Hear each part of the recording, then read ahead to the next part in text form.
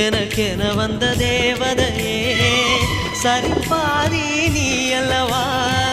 நடக்கையில் உந்தன் கூட வரும்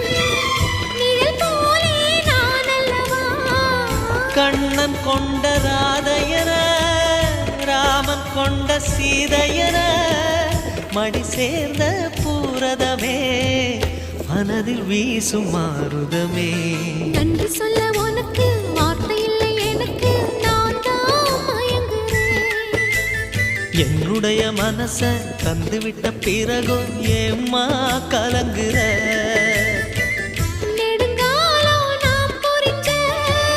தவத்தாலே நீ கிடைச்ச திருக்கோயில்